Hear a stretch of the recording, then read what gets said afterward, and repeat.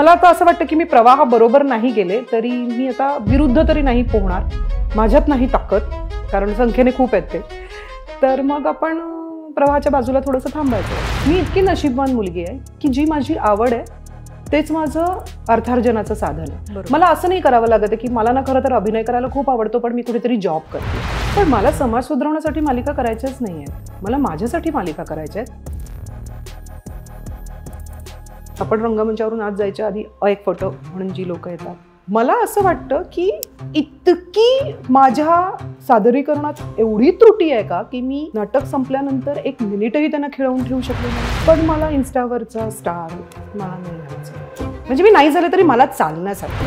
बाहेरगावचं तुला माहिती आहे एक थिएटर की जिथे ना अगं विंगेत आपल्याला असं बसावं लागतं, असं, कारण बाहेरून घाणेरडा टॉयलेटचा वास येत असतो. हे वातावरण तर छान ठेवा की जिथे मी 2 तास बसणार आहे, अर्धा तास बसणार आहे, तासभर बसणार आहे, मी मेकअप करणार आहे, मग मी लोकांसमोर जाणार आहे, ते थोडं तरी चांगलं असू दे.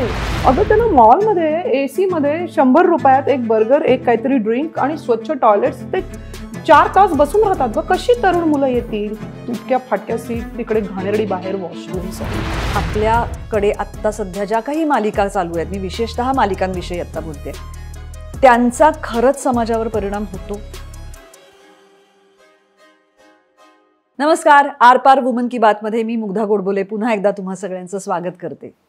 मी जेव्हा 1999 साली मुंबईला गेले तेव्हा त्यानंतरच्या पुढच्या काही काळामध्ये मी तेव्हाची व्यावसायिक रंगभूमीवरची खूप नाटकं बघितली, कारण तो माझ्या कामाचा एक भागही होता आणि मला आवडही होती.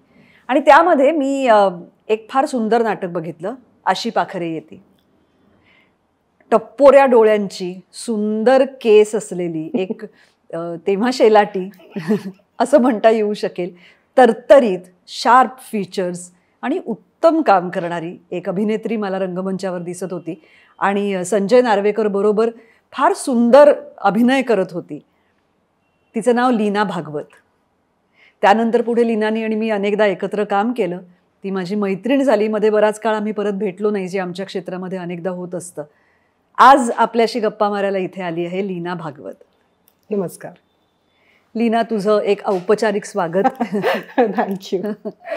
तर आज आपल्याशी गप्पा मारायला आली आहे लीना भागवत आणि आपल्या सगळ्यांतर्फे आणि बर्वा स्किन थेरपीतर्फे लीनासाठी ही एक छोटीशी भेट. थँक्यू.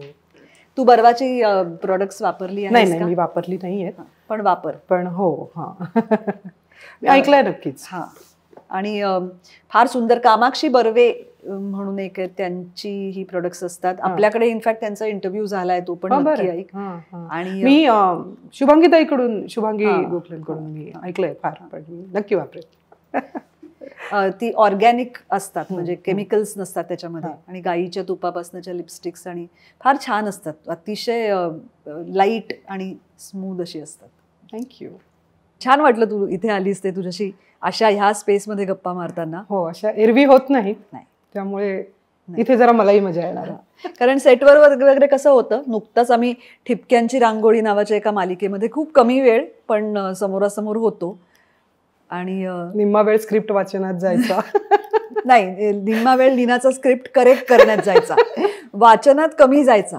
याच्यात काय बदल करूया हे म्हणण्यात तिचा जास्त वेळ जायचा. पण ती आग्रही असायची आणि मला गंमत वाटायची. एकदा कधीतरी मला असं आठवतंय की तू काहीतरी जाऊन बसली होतीस, मी हे वाक्य का बोलू, मला कन्व्हिन्स करा, मग मी हे वाक्य बोलीन. हा, हे सातत्याने होत असतं खरं माझ्या बाबतीत, पण आता इलाज नाहीये त्याला. आहे तसं स्वीकारा. काय म्हणतात ते, आ मॉडेल में यही आएगा का म्हणतात ना, असं एवढंच. या मॉडेलमध्ये हेच येऊ शकतं, असंच येऊ शकतं. तुम्ही डिफेक्टिव्ह पीस म्हणून घ्या, सेलमध्ये काढलाय वगैरे, किंवा ठीक आहे, जे काय सांगते ते योग्य आहे असं समजून घेतलं तर मजा येईल मला. पण होतं खरं असं, मला माहित नाही, म्हणजे आता माझ्यातला हा दुर्गुण आहे की काय आहे. फक्त आता असा बदल मी करतेय स्वतःमध्ये, पण आता तू जे म्हणालीस कदाचित तो झाला नसेलच, कारण मी ज्या अर्थी सगळ्यांना कळलं की हे आपण बदलूया असं म्हणते, तर निदान मी हे असं म्हणजे स्वगत केलं पाहिजे. मी जाऊन त्या माणसाला सांगितलं पाहिजे की मी काय म्हणते, हे आपण असं बदलूया का.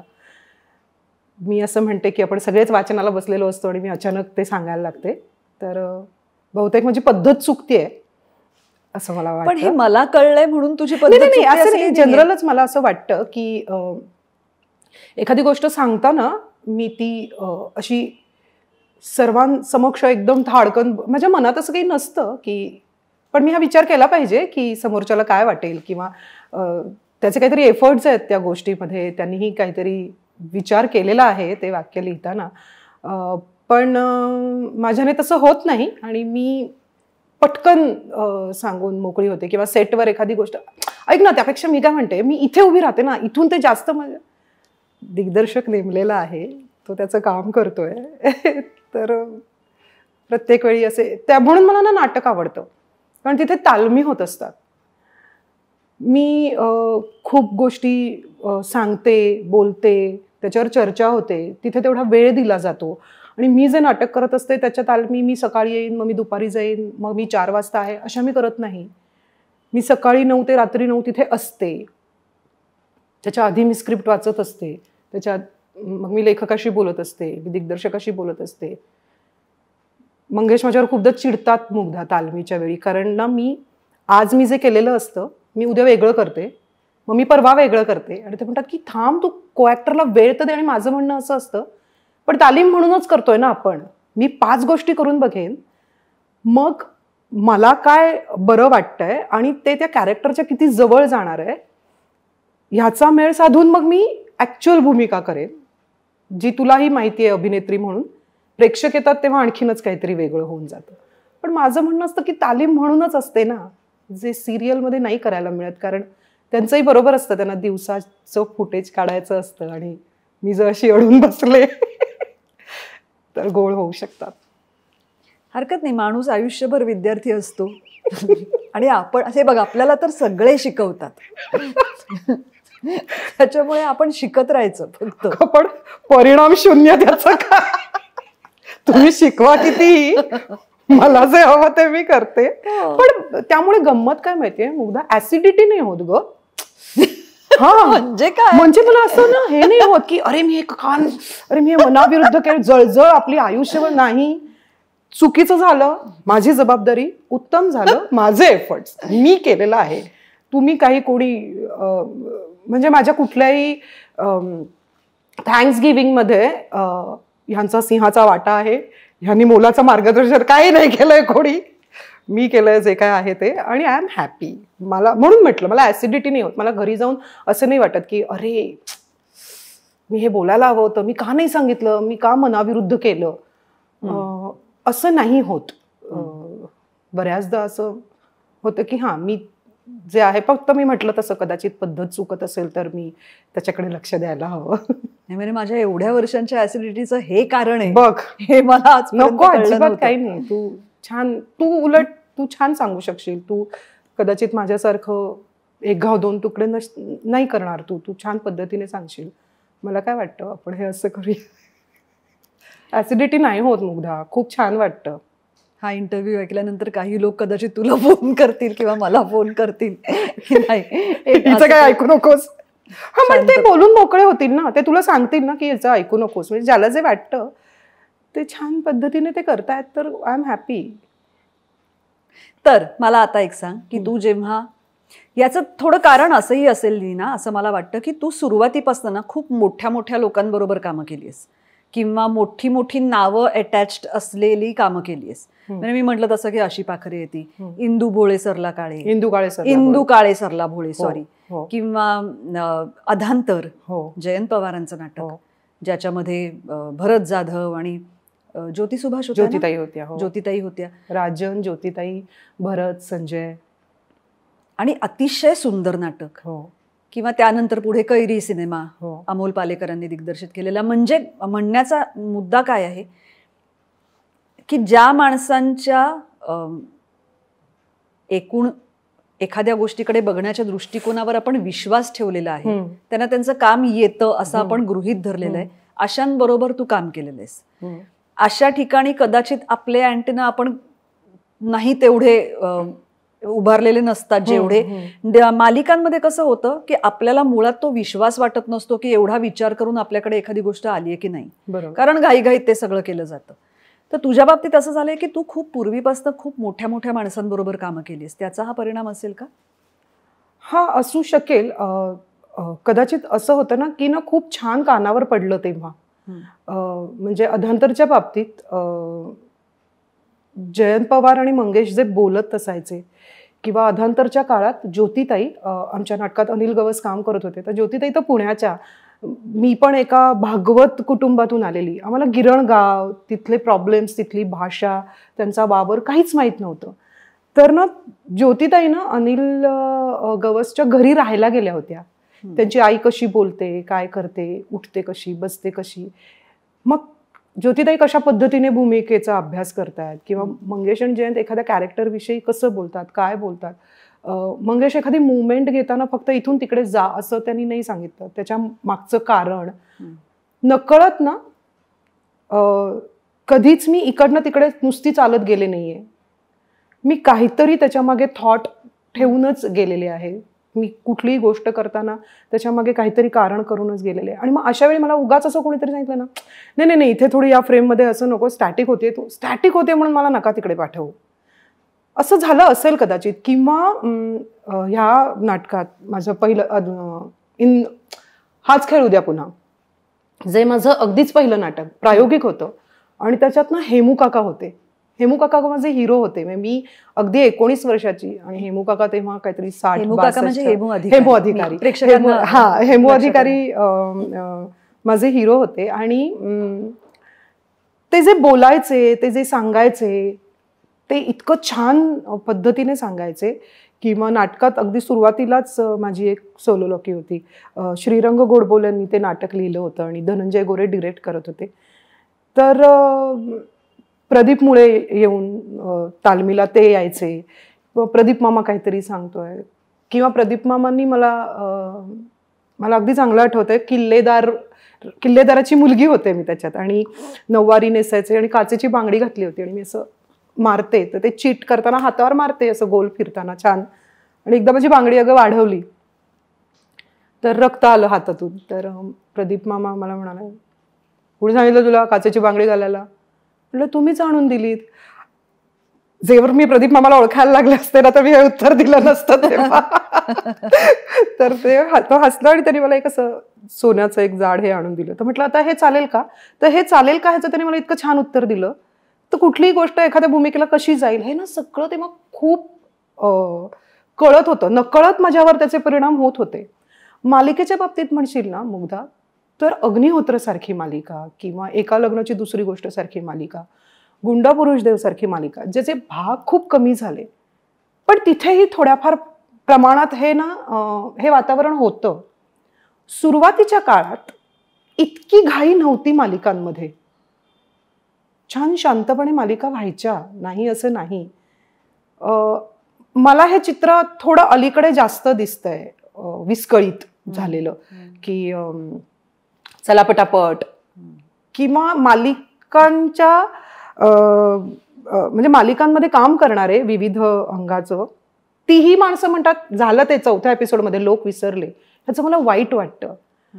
96 साली केलेलं नाटक अजूनही लोक भेटतात आणि मला म्हणतात की आम्ही तुमचं अधांतर पाहिलं. तर 4थ्या भागात जे होऊन गेलंय ते लोक विसरले. असं चालतं का सगळ्यांना, ह्याचा मला प्रश्न पडतो. पण बहुतेक आता मला सगळ्यांना चालतंय का, तुम्हाला चालतं का, आपण असं करूया, हे थांबवून थोडं ठीक आहे प्रवाहाबरोबर. मला आता असं वाटतं की मी प्रवाहाबरोबर नाही गेले तरी मी आता विरुद्ध तरी नाही पोहणार. माझ्यात नाही ताकद, कारण संख्येने खूप आहेत ते. तर मग आपण प्रवाहाच्या बाजूला थोडंसं थांबायचं. तुला वाहत नाही ना जायचंय, नको जाऊस, बाजूला थांब. नाही, मला असं वाटतं लीना ह्या बाबतीत थोडंसं असं आहे की प्रत्येक माध्यमाची काहीतरी एक स्ट्रेंथ आहे आणि काहीतरी एक वीकनेस आहे. टेलिव्हिजन ह्या माध्यमाची स्ट्रेंथ त्याचं घरोघरी पोचणं, हो, ज्यातून आपण अभिनेत्री म्हणून लेखक म्हणून, दिग्दर्शक म्हणून घरोघरी पोचतो. आणि दुसरी गोष्ट म्हणजे काही प्रमाणात त्यातून मिळणारा आर्थिक स्रोत. हो, बरोबर. नाटकांचं थोडंसं असं आहे की त्यातून तुमच्यापर्यंत उठून आलेल्या प्रेक्षकालाच तुम्ही दिसू शकता, तुम्ही त्यांच्या घरी जात नाही. ही चांगली गोष्टही आहे त्याच्यातली, पण त्यामुळे ती संख्या नेहमीच लिमिटेड असते.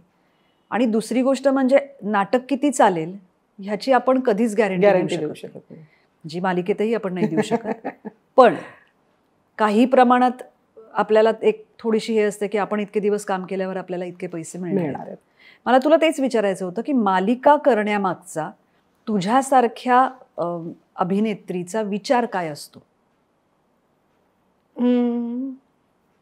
अलीकडे म्हणजे मला वाटतं होणार सून मी या घरची मी जेव्हा मालिका केली त्याच्यानंतर जवळजवळ 10 वर्ष तर सहज झाली आहेत त्या मालिकेला. तर त्या 10 वर्षात मी नंतर फक्त 2 मालिका केल्या. एक आनंदी हे जगसारे जी करोनाच्या थोडी आधी आली होती आणि मग त्याचे फारच कमी भाग झाले आणि नंतर ठिपक्यांची रांगोळी. मला नाही वाटत की आता मी फार अगदी ही तुमची भूमिका आहे असं तुमचं कॅरेक्टर आहे वगैरे सांगतात, पण मला माहिती की आता ते पुढे बदलत जातं. आता ते आपल्याला जे सांगितलेलं असतं तसंच राहतं असं नाही. सो मालिकांच्या बाबतीत आता मला नाही वाटत मी असे काही निकष ठेवेन.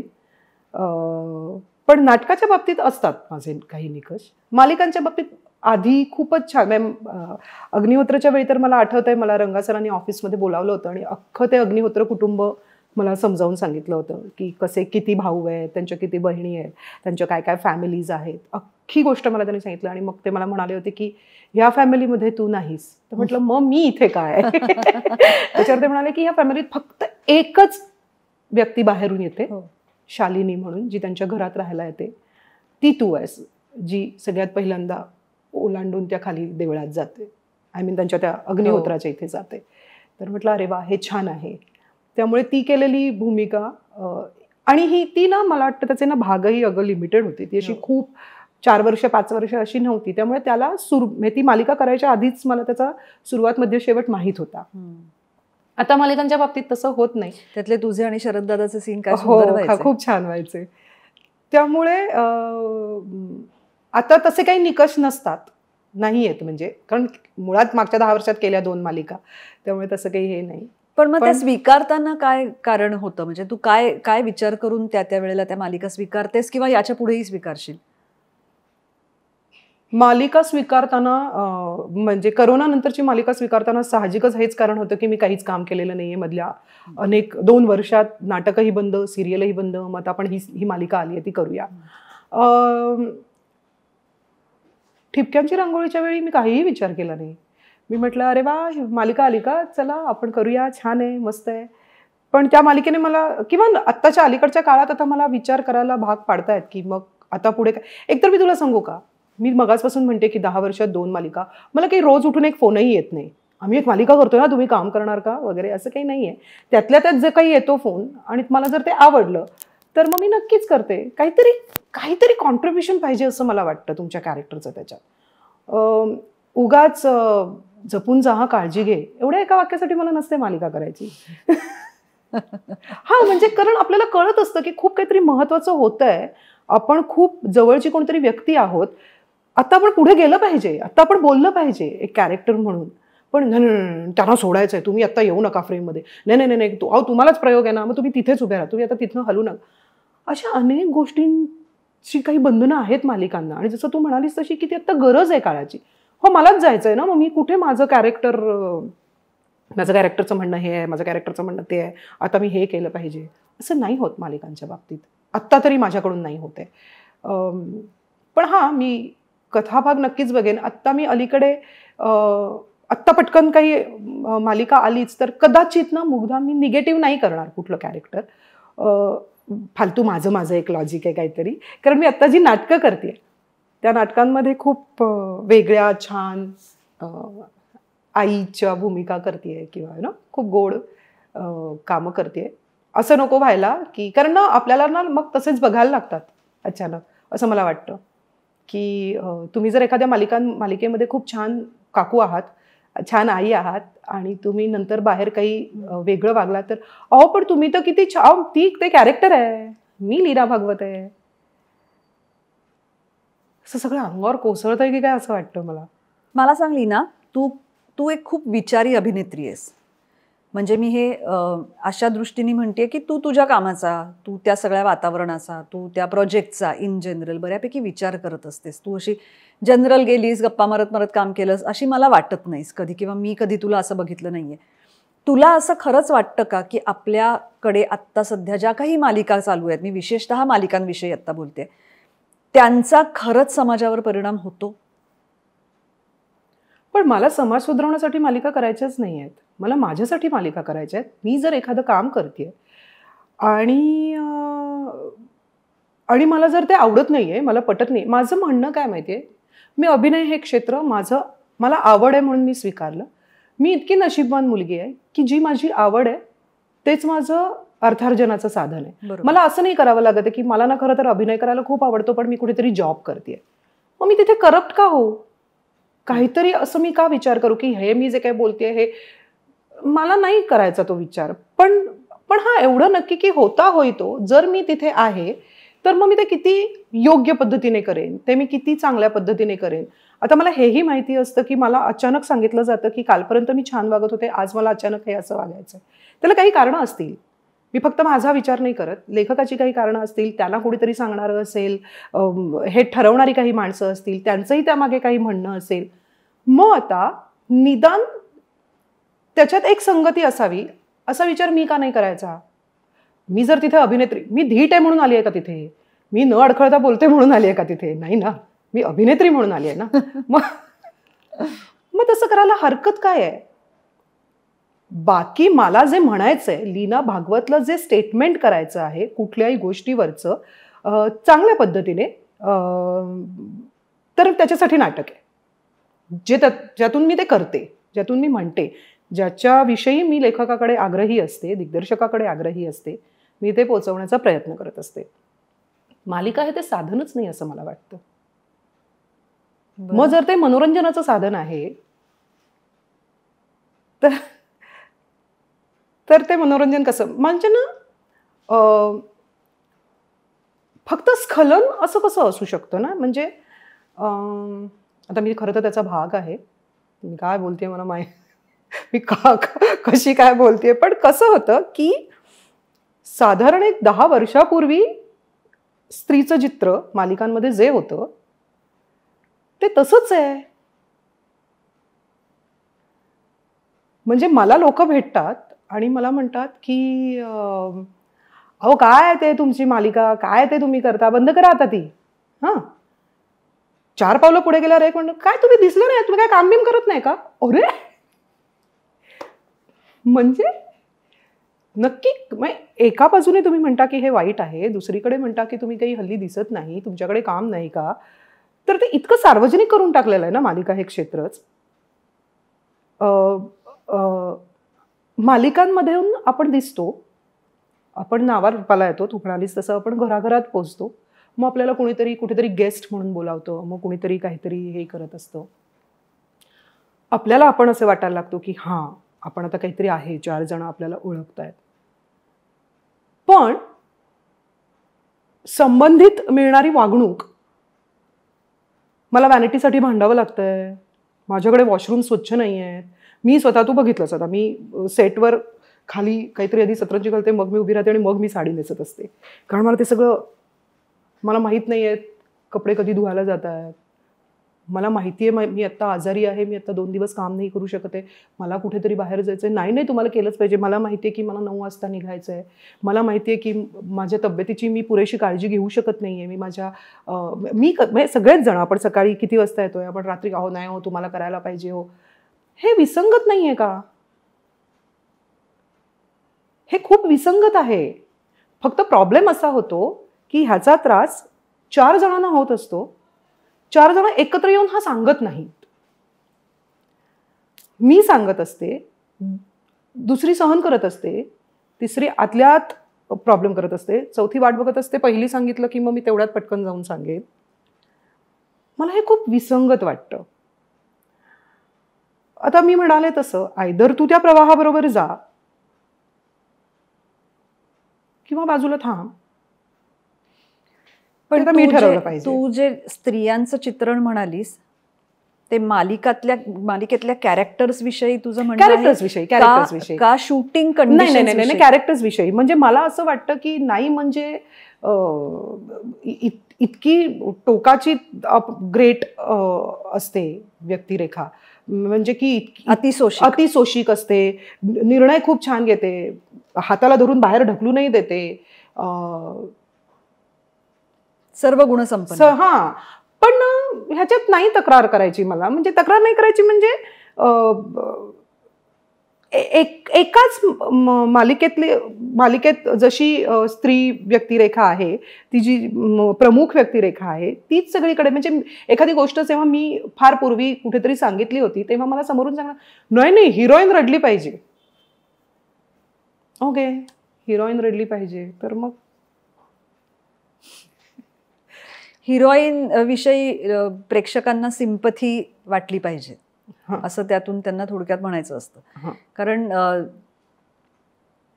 पुन्हा एकदा कसं आहे की ती हिरोईन रडली किंवा तिच्याविषयी प्रेक्षकांना सिंपथी वाटली की त्यांना ती त्यांच्यातली एक वाटते. हा, ह्या सगळ्या रडणाऱ्या कुठे असतात मला बघायच्या आहेत. ह्या ज्या सतत रडणाऱ्या असतात ना की ज्यांना ही आपली वाटते त्या मला बघायच्या आहेत जरा. पण ठीक आहे, माझं काही ह्याच्यावर आक्षेप म्हणजे मला काही म्हणायचं नाहीये. मी अत्यंत निर्विकार आहे ह्या सगळ्या बाबतीत. ठीक आहे, जे मला योग्य वाटेल. मला कोणी विचारलं ह्या अशा पद्धतीची भूमिका आहे, तू करशील का, तर आणि मला जर ती आवडली तर मी ती नक्की करेन. नाही तर आता मी हा वेळ नक्कीच नाही घालवणार की थांबा हे वाक्य बदला, आता आपण तिकडे जाऊया नको, किंवा जेव्हा आपण आपल्याला ते पूर्णपणे स्वीकारता येईल तेव्हाच आपण तिकडे जाऊया. बरोबर. अशा कुठल्या तरी असा कुठला तरी मध्य गाठला पाहिजे. हा एक भाग झाला. दुसरा भाग असतो तो म्हणजे वर्किंग कंडिशन्स. जसं तू आत्ता म्हणालीस तसं की आपण ज्या मेकअप रूममध्ये असतो ती कधी स्वच्छ केली आपल्याला माहिती नसतं, आपले कधी कपडे धुतलेत वगैरे वगैरे.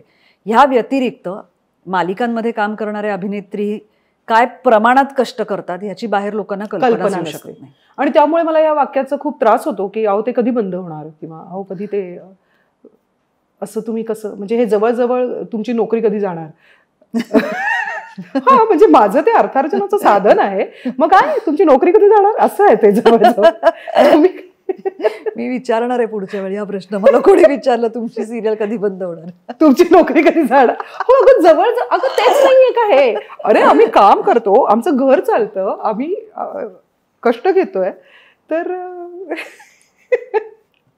ते मी नेहमी म्हणते ना की मालिका आणि क्रिकेट याबद्दल कुणीही काही बोलू शकतो. पण विशेषतः बायकांना हा प्रश्न जास्त येतो असं मला वाटतं. कारण त्यांना एक कितीही म्हटलं तरी घर संसार, पोरं बाळं, घरातली माणसं, म्हातारी माणसं, ह्या सगळ्यांचं सगळं करून बाहेर पडून तिथून, म्हणजे आता मला तो प्रॉब्लेम येतो. म्हणजे मला त्याच्यातल्या कॉन्टेंटपेक्षाही मला वैयक्तिकरित्या आता हा जास्त गंभीर हे होतो की मला माझ्या अंगावर काटा येतो की मला उद्या सकाळी कुठेतरी 8:30 वाजता पोचायचं आहे आणि त्याच्यानंतर मी रात्री घरी 10 वाजता येईन किंवा 11 वाजता येईन, आणि तरी मला परत त्याच्या पुढच्या दिवशी सकाळी 7:30 वाजता घरातनं निघायचंच आहे. आणि असं मला महिन्यात 20 दिवस करायचंय. हे मला आता कठीण वाटतं खरं. आणि आता बाकीची ट्रॅफिक कंडिशन्स आणि हे ते बघता तर हो खूपच कठीण आहे हे सगळं. त्यापेक्षा मग नाटक करणं आणि त्याचे दौरे. दगडापेक्षा वीट मऊ असं तुला वदवून घ्यायचंय का माझ्याकडून. नाटकामध्ये नाटकाच्या मेकअप रूम्स या काही आपल्या सिरियलच्या मेकअप रूमपेक्षा वेगळ्या नाहीत. तिथेही माझा आक्षेप आहेच. आता ना हे प्रत्येकाचा बघायचा दृष्टिकोन आहे की मी त्रास करून घेते किंवा मला त्रास होतो, बाकीच्यांना होतो किंवा नाही, किंवा मला काहीच माहीत नाही. पण मला वाटतं नाट्यगृह बांधलेलं असतं तेव्हा जे पडदे लावलेले असतात, तू स्वतः नाटकात काम करतेस, तुला माहिती आहे, त्याला हात लावून मी ते बाजूलाही करू शकत नाही, इतके ते तेलकट घाणेरडे काळे कुट्ट असतात, धूळ बसलेली असते. काय रंगभूमीची सेवा करायची असते मला माहित नाही, पण त्या आरशावर टक टक टक टक टक करून बोटं लावलेली असतात मेकअपची. आपण जिथे खुर्चीवर बसतो आणि आपल्याला समोर जो चेहरा आपला दिसणार असतो तोही पारा आरशाचा धड नसतो. कधी लाद्या पुसलेल्या असतात, कधी ते साफ केलेलं असतं, तो मॉप कधी बदललेला असतो, धुतलेला असतो, आपल्याला माहित नसतं. टॉयलेट्सच्या म्हणजे कड्या ना, लागत नसतात. काळ्याच्या पलीकडे गेले आहेत आता रंग. 100% कुठले तरी टाकीतलं पाणी टप टप टप टप करून गळत असतं आणि मी नाटक करत असते. आता जर मला कोणी विचारलं तुला काय प्रॉब्लेम आहे, वरती पंख्याला कोळिस्टिक लागलंय, ते तू तुझा मेकअप कर ना. पण मला असं वाटतं की हे वातावरण तर छान ठेवा की जिथे मी 2 तास बसणार आहे, अर्धा तास बसणार आहे, तासभर बसणार आहे, मी मेकअप करणार आहे, मग मी लोकांसमोर जाणार आहे, ते थोडं तरी चांगलं असू दे. नाही, आणि हे म्हणजे तुम्हाला तुमचं ऑफिस अस्वच्छ असलेलं चालेल का? चालेल का असं? हा, म्हणजे हे का असं का? हे इतकं कलाकारांच्या बाबतीत हा ठीक आहे, चालतं. असं का करायचं? तू मला सांग, आज 500 रुपयाचं तिकीट काढून जर लोक नाटकाला येत आहेत, अगं त्यांना मॉलमध्ये AC मध्ये 100 रुपयात एक बर्गर, एक काहीतरी ड्रिंक आणि स्वच्छ टॉयलेट्स, ते 4 तास बसून राहतात ग. कशी तरुण मुलं येतील? तुटक्या फाटक्या सीट, तिकडे घाणेरडी बाहेर वॉशरूम्स आणि एक तर मी नाव नाही घेत आता, पण बाहेरगावचं तुला माहिती आहे एक थिएटर की जिथे ना अगं विंगेत आपल्याला असं बसावं लागतं, असं, कारण बाहेरून घाणेरडा टॉयलेटचा वास येत असतो. बरं, कलाकार, बॅकस्टेज, लेडीज, जेंट्स सगळं एकच आहे, ते बाथरूम एकच वॉशरूम आहे, जे कधी धुतलेलं असतं नसतं मला माहीत पण नाही आहे. मग मी मगाशी म्हणते नको तिथे नको करूया प्रयोग. अगं नको काय, परवडणारच नाही ना आपल्याला. एक प्रयोग करून येणं शक्य नाही आहे, आजूबाजूचे 4 प्रयोग केले पाहिजेत आपल्याला. तो एक साधी गोष्ट मी तुला सांगते मुग्धा, की वर्षानुवर्ष त्याच नाटकाच्या बस आहेत ज्या रात्री 10 वाजता सुटतात साधारण, ज्या दुसऱ्या दिवशी सकाळी कुठेतरी पोचतात. कधीतरी त्या बसमधून मी जाते, कधीतरी तू जातेस, कधीतरी आणखीन कोणीतरी जातं. आपल्याला सगळे ड्रायव्हर वगैरे सगळे ओळखीचे आहेत, सगळे आपल्याला ती सीट माहिती आहे, सगळं माहिती आहे, बरोबर. आणि तोच रस्ता असतो, तीच थिएटर असतात. तिथूनच तू औरंगाबाद, नागपूर, नाशिक, कोल्हापूर सगळं जातेस. काय हरकत आहे जर सगळे निर्माते एकत्र आले आणि त्यांनी सांगितलं की एक 4 तासानंतरचं एखादं कुठलं तरी हॉटेल आणि एक 8 तासानंतरचं कुठलं तरी हॉटेल, इथे आम्ही टायअप करतो तुमच्याबरोबर, आमच्या बायका फक्त वॉशरूमला जातील. मी ताटकळत बसायचं, ए बघणार आहे कुठला आहे का रे पेट्रोल पंप, वॉशरूमला जायचं यार, थांबूया का जरा, ए बाबा हळू चालव जरा गाडी. का मी नाही जाणार बसच्या मागे, मी नाही जाणार त्या घाणेरड्या पेट्रोल पंपांवर. खूप साधी गोष्ट आहे ना ही, की ठरवून सगळ्यांनी एक टाइप की रात्री आम्ही साधारण 1-1:30 वाजता पोहोचू, कारण 10 वाजता आपण निघतो दादरवरून, 1:30-2च्या दरम्यान पोहोचू आणि नंतर सकाळी 6-6:15ला पोहोचेल आमची बस. तर आम्ही इथे थांबलो तर चालेल का? हे नाही होऊ शकत. काही जर का किती वर्ष तू आणखीन असे 2 फ्लॅट लावून एक सतरंजी लावून कपडे बदलणार, जेव्हा क्विक चेंज असतात तेव्हा? उपाय शोधायचा नाही कुठलाच. पण मग ह्याला कोण जबाबदार आहे असं तुला वाटतंय? मी सांगू, मला असं वाटतं की मी का त्याला करू दे की, किंवा मी तुझ्याकडे येत पण नाही. ठीक आहे, वाद आहेत, वाद नको म्हणूया, मतभेद आहेत काही गोष्टींमध्ये, पण काही प्रमाणात काही प्रॉब्लेम सारखेच आहेत ना. मग मी येते की तुझ्याकडे, ऐक ना मुग्धा करूया का ग असं, पण तेही काही होत नाही असं मला वाटतं. मी तयार आहे जायला, मी सगळीकडे जायला तयार आहे की हे आपण काहीतरी करूया का. नाही गे कुठे लिहिना, कोण नाही का करणार, आपण करूया ना. आता मी हे मंगेशशी सुद्धा बोललेले की मंगेश हा बरं तुझ्या ना डोक्यात, अरे का डोक्यात. मग मला असं वाटतं की अच्छा म्हणजे मला एकटीलाच प्रॉब्लेम आहे, बाकी कुणाला काही प्रॉब्लेम नाहीये. एक अत्यंत महत्वाचं थिएटर आपलं, तुला कळेल मी कुठलं म्हणते. आता मी नाव घेऊ शकत नाही का, बापरे तारखा नाही दिले तर काय करू मी. अत्यंत महत्वाचं थिएटर, असं आपण आज जातो तिथे बाहेर मुतारी आणि अत्यंत घाणेरडा वास. कसं आता इथून मी वर जाणार, मी कसं हे करणार, हे कोसळतंय ते पडलंय, काहीतरी असे गज दिसतात असे बाहेर लोंबकळलेले. कुठलंही थिएटर रिनोव्हेट होत असताना, नवीन बांधलं जात असताना मला असं वाटतं की बालगंधर्व पु ल देशपांडेंच्या अखत्यारीत बांधलं गेलं. त्याच्यानंतर कुठल्या थिएटर बांधत असताना थिएटर पर्सनची काही म्हणणी मतं घेतली गेली. दुसऱ्या मजल्यावर सेट चढतोय, लोक थकतायत, जातायत, आदळतायत, आपटतोय तो सेट. घ्या ना विचारात, काय हरकत आहे. नाही, खूप बेसिक असतात गोष्टी. एक साधं सोपं वाक्य आहे, अतिशय सोपं वाक्य आहे, जे मला म्हणायला काहीही प्रॉब्लेम नाहीये. मला मदत हवी आहे, मला मदत करा. हाच प्रॉब्लेम आहे. पण ते मी काय, ते ठीक आहे, ते होतं, जाऊ दे ना, मला माझं चाललंय ना. हे सगळं तिचे नाटकं चालायला लागल्यावर बघूया बोलते का. हो, का नाही. अशा हेअरड्रेसर अशा उभ्या राहणार ते मागचं धरून. काहीतरी विचार करूया ना, काहीतरी सोल्युशन निघेल ना. मला नाही सुचलं, तुला सुचेल, तुला नाही सुचलं, आणखीन कोणाला तरी सुचेल. पण ह्या सगळ्याची जी एक गव्हर्निंग बॉडी आहे परिषदेसारखी, त्यांच्याकडे जर हे प्रश्न नेले तर ह्यातून काहीतरी मार्ग निघेल असं वाटतं तुला? हा, न्यायला हवेत ना. मी नाही नेलेत. आत्ता एवढी तावातावाने बोलतीये ना, मी गेलीये का? मी जाईन, मला काहीच हरकत नाही. मी जाणार, हे बघा, हे सोडवा, हे काहीतरी करा. पण हे करा, ही थिएटर्स बघा. हे अरे म्हणजे आपल्याकडे सांगलीचं थिएटर विष्णुदास भावे सुरू केलं, पहिलं नाटक याव केलं, त्याव केलं. बाहेर आपण परदेशात प्रयोग केले की आपण त्यांचे थिएटरचे टूर करतो. त्या टूरमध्ये ते सांगतात का इथे किती विटा लावल्यात, इथे किती टाईल्स लावल्यात आणि त्या कुठल्या त्रिमितीत आहेत. आमच्याकडे नाटकांचा इतिहास आहे. जतन, मग तुला जतन करायचंय का नाटकात काम करायचंय का तुला स्वच्छता बाळगायची आहे का तुला काय, म्हणजे किती काय माहितीये मुग्धा. एखादी गोष्ट नसेल ना, कमतरता असेल ना एखाद्या गोष्टीची, तुला आत माहिती असतं. मी माझ्याशी नाही खोटं बोलू शकत. मी तुझ्याशी खोटं बोलेन, मी जगाशी खोटं बोलेन. माझ्या आतमध्ये मला माहिती असतं की ही आहे ना माझ्यात कमतरता आहे. आणि ते स्वीकारलं ना की आपण थोडे शांत होतो. मला ना त्रास हतबलतेचा होतो. मी हतबल आहे ग मुग्धा, मला कळतंय. काहीच नाही करू शकत, काहीच नाही. प्रयोग किती वाजता संपतात? 1:30-2 वाजता.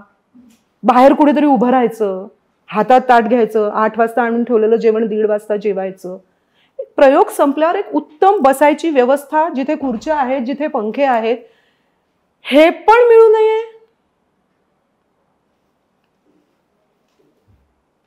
बस बस बस, पायरीवर बस, इथे बस, खाली. प्रश्न मी पायरीवर बसणार नाही का हा नाहीये, पण हे एक बेसिक आहे ना. तिथेच खाली उभं राहायचं, तिथेच जेवायचं. लोक जात असतात आणि अच्छा इथे गाडी गाडी गाडी गाडी सोडायची, राहत इथे उभी राहा आणि जेव. 2-2.5 तास 3 तास काहीतरी एक जीव ओतून केल्यानंतर मी किमान अपेक्षा ही ठेवतेय की मला बरी वॉशरूम्स, मला बरी मेकअप रूम, स्वच्छ. मी असं नाही म्हणते की तुम्ही खूप काहीतरी त्याच्यात इंटिरियर करून द्या, फॅसिलिटीज द्या. नाही, स्वच्छ, बेसिक स्वच्छ. बरं, स्वच्छता सुद्धा व्यक्तिसापेक्ष मी म्हणते तेवढीही नको. बेसिक. मला सगळ्यात आणि त्रास होतो म्हणजे ठिकठिकाणी लिहिलेलं असतं की पाणी वाचवा, आणि साधारणपणे प्रत्येक थिएटरमध्ये पाण्याचे नळ चालू असतात. इव्हन कित्येक ठिकाणी लेडीज मेकअप रूम मध्ये आपण आता ते, मी असं नाही म्हणणार की तुम्ही फक्त नाटकाला द्या, तुम्ही नाटकाला प्राधान्य द्या. मला बरोबर आहे, हे मी अगदी मान्य करते की थिएटर्स आहेत, तुम्हाला हे बाकीच्याही गोष्टींसाठी लोकांना तुम्हाला कलाकारांना द्यावी लागतात. तिथेच काहीतरी कोणीतरी थुकलंय, तिथेच ते काहीतरी खाऊन कागद टाकले आहेत, मेकअप पुसतो. एक डस्टबिन यार, पुसायचा मेकअप, बोळे टाकायचे तसेच. पण ह्याचं कारण तुला सांगू का लीना, अनफॉर्च्युनेटली, म्हणजे ही खरंच फार दुर्दैवी गोष्ट आहे, ह्या सगळ्या गोष्टी चोरीला जातात. हा, म्हणजे आरसे चोरीला जातात, मेकअप रूम्स मध्ये कपडे लटकवायला रॉड्स नसतात कारण ते चोरीला जातात. कचऱ्याच्या बादल्या चोरीला जातात. म्हणजे कधी कधी काय होतं की ही हतबलता कुठे कुठे आहे असं वाटतं. कदाचित त्या लोकांनाही असं वाटत असेल की अरे आम्ही हे सगळं करायला तयार आहोत पण हे चोरीला जातं. म्हणजे मी अजिबात त्यांची बाजू घेत नाहीये, पण दुर्दैवाची गोष्ट ही आहे की केल्यानंतर ते चोरीला जातं? नाही नाही, पण ह्याच्यावर उपाय काढला पाहिजे. हे ह्याच्यात मला नाही वाटत की इथे सुधारणाला वाव आहे. होऊ शकतं, होत नाहीये. तू अभिनेत्री म्हणून तुझी ही सगळी तळमळ मला कळते. तू निर्माती सुद्धा आहेस. मला नेहमी असं वाटतं की माणूस निर्माता झाला की त्याची गणितं बदलतात. तर तुलाही हा अनुभव आला, म्हणजे तुला असं वाटलं की तू निर्माती झाल्यानंतर तुझी दृष्टी बदलली? माझी दृष्टी आधी बदलली आणि म्हणून मी निर्माती झाले असं म्हणूया हवं तर आपण. कारण एकतर असं होतं की मी जी नाटकं केली ती नाटक मंडळी ही संस्था आमच्या लग्नाच्या आधीपासून होती, जी मंगेश बघतच होते. मग नंतर मी आमचं लग्न झाल्यानंतर जी नाटकं केली त्यातलं काही नाटकं अशी होती की जी कुठल्या निर्मात्यांकडे घेऊन गेलो तर अरे बापरे, हे नाटक का, हे नको, मग ते समजवा, मग त्याची काही व्यावसायिक गणितं येतील वगैरे वगैरे वगैरे करून मग ते नाटक आपण करायचं. ह्याच्यापेक्षा मग ते आपण करूया म्हटल्यावर त्याची जी काही चांगली वाईट जे काही परिणाम होतील ते आपणच आपले भोगू. म्हणून आम्ही हे केलं, करायचा प्रयत्न केला. निर्माती म्हणून मी आले. आत्ता आपण जे बोलतोय त्या बाबतीत म्हणत असेल तर माझा हेका तोच असतो. मी म्हटलं जसं मगाशी तसं मी म्हणते उलट इथे नको करूया प्रयोग, पण असं शक्य नसतं. एक दौरा जाऊन एक प्रयोग करून येणं हे शक्य नसतं. पण मी पुन्हा एकदा जसं तू मगाशी म्हणालीस की मालिकांच्या इथे मी जसं थांबा थांबा थांबा करायचंय तसं मी जाते. मी प्रत्येक थिएटरला आधी ते साफ करा, आधी ते हे असं करा. मी रंगभूमीची शपथ, मी तुला परवा खरं सांगते, मी एका थिएटरमध्ये एका बाईला थांबवून मी पंखा साफ करायला लावला. मी म्हटलं तुम्ही नका, बरं मला हे काही पोस्ट बिस्ट नाही करायचं, पण ते खूप घाण आहे, हे नको, हे प्लीज झाडा. बरं हे काही ओसीडी बिसीडी नाही, हा मला त्रास होतोय, हिला ये पंखा, पण नाही. मी म्हटलं की हे का असं का करताय तुम्ही प्लीज ते पुसा, हे खूप वाईट दिसतंय. त्यामुळे मी जरी रेश माझी इकडनं इकडे किंवा इकडनं इकडे गेले तरी मी हेच करते. माझी म्हणणी तीच असतात की नाही, ह्या गोष्टी कलाकाराला मिळायला हव्या, त्या मिळायला हव्यात. त्यामुळे माझा अट्टहास तोच असतो, अगदी तोच असतो. तिकीट काढून येतात लोक, त्यांनाही छान बघायचं असतं. आणखीन एक वेगळं गणित, मला माहीत नाही ते खरं खोटं किंवा खरंच त्याच्यात काही तथ्य आहे म्हणण्यात, किंवा मला माहीत नाही, पण बऱ्याचदा असं सांगितलं जातं सेकंड ॲक्टमध्ये AC बंद होतात. हो, आपण निथळत असतो घामाने. नाही, ते ऑडियन्समधून सांगितलं. ऑडियन्समधून कोणीतरी येऊन सांगतं, मग ते AC बंद होतो आणि सुरुवातीला जीव जाईल इतका असतो. किंवा बऱ्याचदा असं सांगितलं असतं, नाही ते बाहेर खूप गरम आहे ना, त्यामुळे तुम्हाला कूलिंग लागत नाही असेल. मी माझ्या परीने प्रयत्न करते, AC ऑन करा, AC गरम होते. कारण माझे ऍक्टर थपथपत असतात, त्यांना घाम येत असतो. ते कपडे नंतर आपण घडी घालून परत तसेच ठेवत असतो बॅगमध्ये, मग ते पुढच्या प्रयोगाला जात असतात. थकतात लोक. नाही गो, खूप घाम आहे गं ते, खूप गरम होत आहे गं ते. ही झाली कलाकारांची बाजू. अजूनही आपल्याकडे येणारे प्रेक्षक 1000 वेळा त्यांना सांगूनही मोबाईल चालू ठेवतात.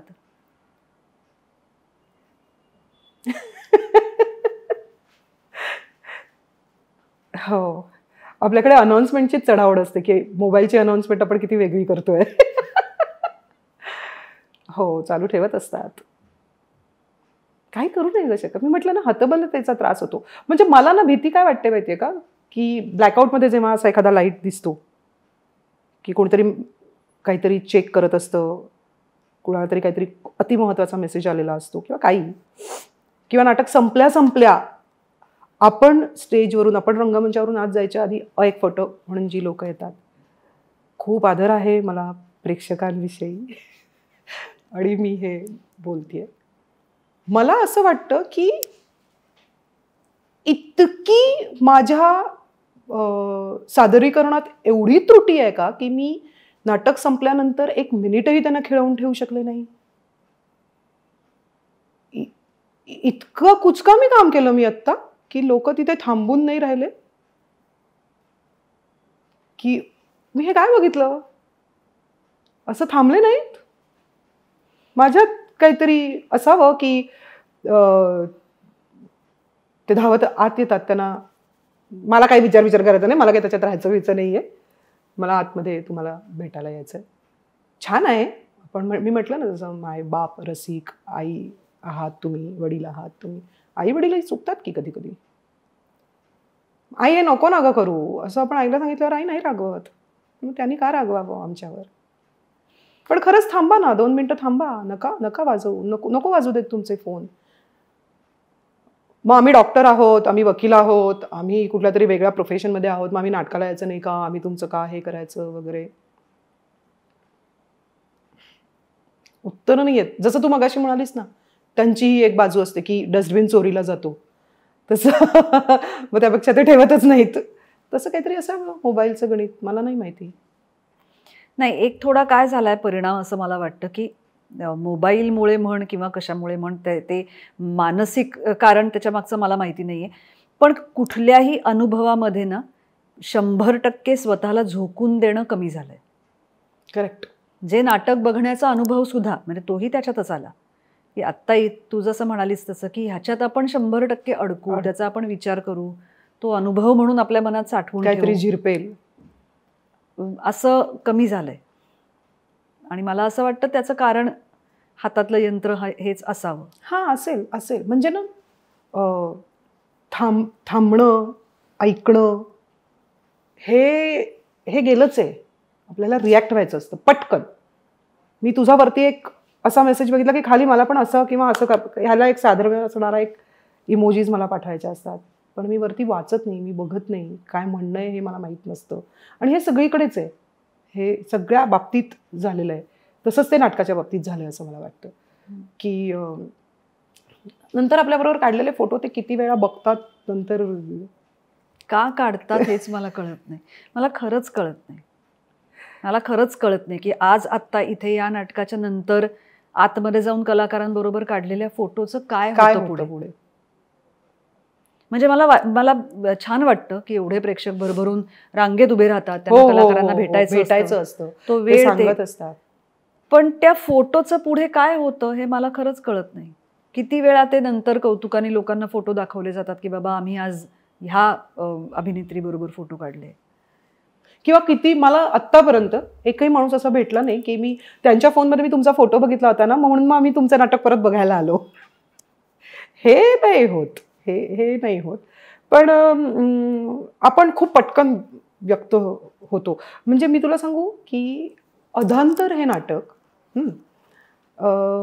96 साली आलं, बरोबर. त्याच्या आधी मला वाटतं गिरणी कामगारांचा संपचा काळ 82-83 होता. 82-83 नंतर 96 मध्ये नाटक आलं. त्यामुळे त्या नाटकात त्या गिरणी कामगारांच्या संपांचा, त्याच्या आयुष्याचा, त्याचा झालेल्या परिणामांचा इतका यथायोग्य उहापोह होता, इतकं अस्खलित वर्णन होतं, इतकं चपखल सगळ्या गोष्टी होत्या, कारण इतक्या वर्षात नेमका त्याचा परिणाम काय झाला हा बघितला गेला होता. एखादी कलाकृती व्हायला पण ना त्याला झालेल्या घटनेला आपल्या झिरपू तर ते मला कळू तर ते हे काय झालंय आणि त्याच्यानंतर आपण त्याच्यावर काहीतरी व्यक्त होऊया ना.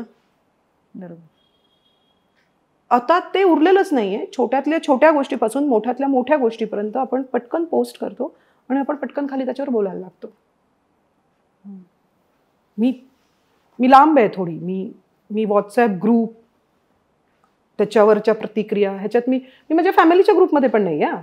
आणि तू बघ आपला पण मालिकेचा आत्ता आपण जे एकत्र गेली तो ग्रुप आहे. मी नाही, पण नाही, मला नाही त्याच्यावर काही म्हणायचं, मला काही नाही त्याच्यावर करायचं. बरं, हॅपी बर्थडे मुग्धा, ह्याच्यानंतर धड कॉंग्रॅच्युलेशन्स मुग्धा, धडधड. अगं पण ते बघ तर वरती आधी कुठल्या गोष्टीसाठी कॉंग्रॅच्युलेशन्स आहेत. हे फॅमिली ग्रुपवर पण येतं आमच्या. माझे सगळे भाऊ बहिणी माझ्यावर चिडतात, तू का नाही आहेस. नको, छान आहे माझं आयुष्य. पण हा प्रॉब्लेम आहे म्हणजे ना माझा. मला असं वाटतं आता तू माझ्या ओळखीची आहेस, बरोबर. शीतल आपल्या मालिकेत होती, माझ्या ओळखीची आहे. सुप्रिया माझ्या ओळखीची आहे. रुजुता माझ्या ओळखीची आहे. संपदा माझी मैत्रीण आहे. हां, आता ह्या सगळ्या तुम्ही माझ्या छान ओळखीच्या आहेत. आता तुम्ही सगळ्यांनी एकत्र आपण ठरवलं ना, चल आपण लीना इकडे जाऊया, की मी म्हणते नाही तुम्ही जा ना. कारण माहित नाही मला. मी सांगते आळस. नाही नाही का, मी काही घरी लोळून नाही काढत, मी माझं माझं काहीतरी करत असते. पण मी नाही मला आवडतं, मला फिरायला इकडे तिकडे मला जायला, पण ना माझा हा स्वभाव आहे की मी अजिबात पार्टी पर्सन नाही, किंवा तू मला कुठल्या ग्रुपमध्ये वगैरे असं मी नाहीच आहे. म्हणजे तू बघितलंच नसशील मला कधी की इथे कोणीतरी आहे आणि इथे सगळ्या जणी जमल्या आहेत आणि इथे आपण लीना तू ये. म्हणजे ह्या तर बिचाऱ्या माझ्या होणार सून मधल्या आमच्या सगळ्या 6 आया, त्या जर कुठे ओव्हरनाईट जाणार असेल तर त्या मला सांगतातच, असं म्हणतात की तू 10 वाजेपर्यंत येशील. त्यांना मी पूर्ण माहिती आहे, त्यामुळे ते असं मला हे नाही करत, तू 10 वाजेपर्यंत तर येशील लीना. म्हणते हा मी येईन, पण हा माझ्या स्वभावातला एक भाग आहे. मग आपण जसं सगळ्या गोष्टींसकट स्वीकारतो तसं माझ्या ह्या स्वभावासकट मला तुम्ही प्लीज स्वीकारा, असं माझ्या मैत्रिणींना मला म्हणावं असं वाटतं. किंवा मी असं पट्टापट रोज फोन नाही होत माझे, किंवा अतिशय चुकीची गोष्ट करते मी की मी पटकन रिप्लाय नाही करत. मला असं सांगायचं असतं की हां हां हो हो हे मला माहिती आहे, किंवा हो हो हे मी वाचले, किंवा हो हे माझ्या लक्षात आहे, हो हे मी करणार आहे, मी बघते पण हां तर मी रिप्लाय करेन. अगं मग कर गधडे. मला सांग की आपल्या ह्या इंडस्ट्रीमध्ये ग्रुपिझम आहे का? म्हणजे तू जेव्हा असं म्हणतेस की मी कुठल्याही ग्रुपचा भाग नाही होऊ शकत किंवा माझ्यात ते नाही आहे, तर मग मालिका, चित्रपट, नाटक ह्याच्यामध्ये ठराविक माणसांनी एकत्र काम करणं, त्यातला कम्फर्ट शोधणं, त्या कम्फर्ट झोनमधनं बाहेर न येणं असं असतं का? आणि मग जर तसं असेल तर मग तुझं तिथे नुकसान होतं का? म्हणजे मैत्री ह्या पातळीवर ही वेगळी गोष्ट झाली, पण व्यवसायात सुद्धा आपण एखाद्या ग्रुपचा भाग नसणं ह्याचे काही वेगळे परिणाम होतात का, किंवा असणं गरजेचं असतं का? बापरे, ग्रुपिझम आहे काय? मला वाटतं मी त्या ग्रुपमध्ये गेल्यावर मला कळेल, मला बाहेर राहून नाही कळणार. मी बाहेर राहून असं बोलणं चूक आहे, किंवा हे योग्य नाही आहे. मी जर तिथे गेले तर मला कळेल ना की हो सतत आपण सगळे एकत्र काम करतोय. मी तिथे नाहीच आहे, त्यामुळे मला माहीत नाही आहे. आणि मी एखाद्या ग्रुपचा भाग आहे, किंवा मी तुझी खूप चांगली मैत्रीण आहे आणि 4 वर्ष आपण एकत्र आहोत, किंवा अनेक वर्ष आपण एकत्र आहोत, म्हणून मला मुग्धाने काम देण्यापेक्षा मी आणि मुग्धा फार भेटत नाही आहोत, पण मुग्धाने जर काही छान लिहिलं तर मुग्धा मला असं वाटलं पाहिजे की लीनाला विचारू तर ते माझं यश आहे. मला मैत्रीण म्हणून तू काम नको देऊस. तू जर एखादं काहीतरी छान लिहिलंस तर तुला असं वाटेल की हां हे जितकं मी छान लिहिलंय ना तितकं छान फक्त लीना पोहोचवू शकते, तर मी तिला विचारेन. आणि जेव्हा असं वाटतं तेव्हा लोक मला विचारतात की तू काम करशील का. पण असेल ग्रुपिझम तर मी तिथे नसतेच, त्यामुळे मला काही माहीत नाही. कारण असं एक जनरली या इंडस्ट्रीबद्दल बोललं जातं की लॉबी असते, किंवा दिग्दर्शकांचे ठराविक ग्रुप्स असतात, निर्मात्यांचे ठराविक माणसांना कामं दिली जातात वगैरे. हा, मंगेश कदमांवर हा आरोप व्हायला पाहिजे, कारण ते निर्माते आणि ते फक्त लीना भागवतला काम देतात. मग मला तुला हा विचारायचाच प्रश्न की नाटक मंडळीमध्ये लीना भागवत सोडून इतर अभिनेत्रींना घेऊन करणार तुम्ही नाटक का नाही? हो, नक्कीच करणार. मला जर वेगळं एखादं छान नाटक ज्याच्यात मी आणि मंगेश काम करत नाही आहोत असं एखादं नाटक आलं तर लीना भागवत व्यतिरिक्त त्या नाटक मंडळीमध्ये नक्कीच कामं करायची आहेत, करतील.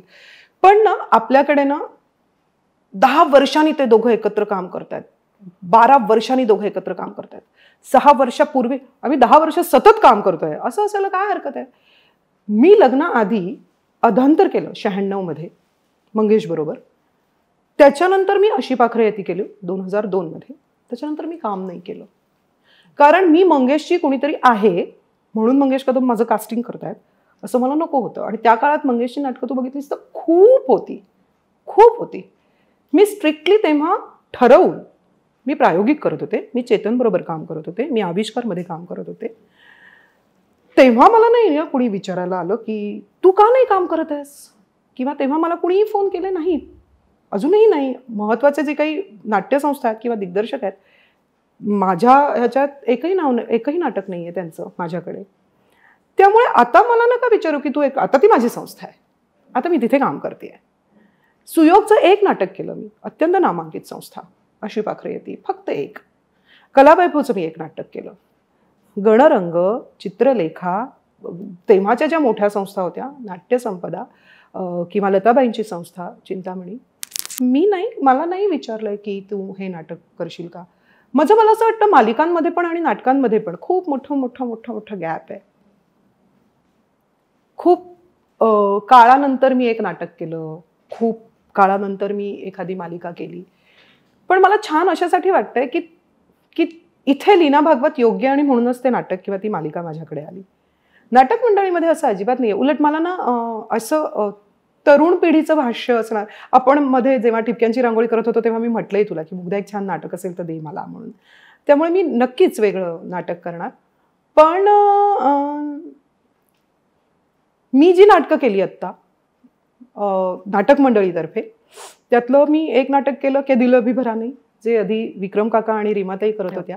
आणि जेव्हा विक्रम काकांच्या आवाजाचा प्रॉब्लेम झाला तेव्हा त्यांनी सांगितलं की हे नाटक आता तुम्ही दोघांनी करा.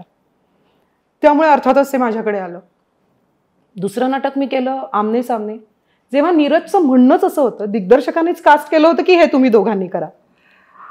आणि इवलेसे रोपं हे नाटक बघून, म्हणजे आमने सामने बघून सई मावशींनी, सई परांजपेंनी आम्हाला हे नाटक दिलं.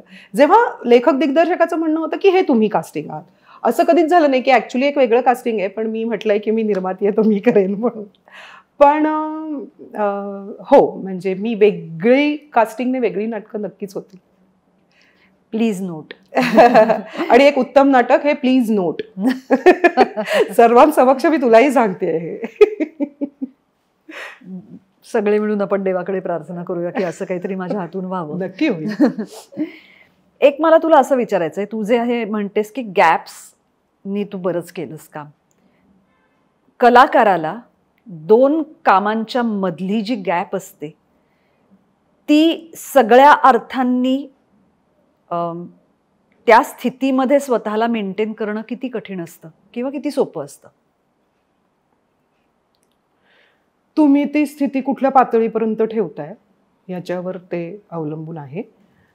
मी वागण्यात ना मुग्धा बऱ्यापैकी भागवत आहे. माझे वायफळ खर्च किंवा नाहक कुठल्या तरी गोष्टी घ्यायच्याच आहेत, हव्याच आहेत, अवडंबर असं काही नसतं. त्यामुळे मी 2 प्रोजेक्टमधली गॅप मला झेपली. थोडंसं असं होतं की फार काही माझ्यावर भार नव्हता. प्रत्येकाचे वेगळे प्रॉब्लेम्स असू शकतात.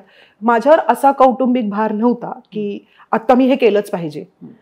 परमेश्वर कृपेने मला माझ्या पालकांनी तेवढी सूट दिलेली होती किंवा त्यांच्याकडून तेवढी मुभा होती की तुला जे आवडेल ते कर, उगाच तू केलं पाहिजेस असं काही म्हणणं नाही.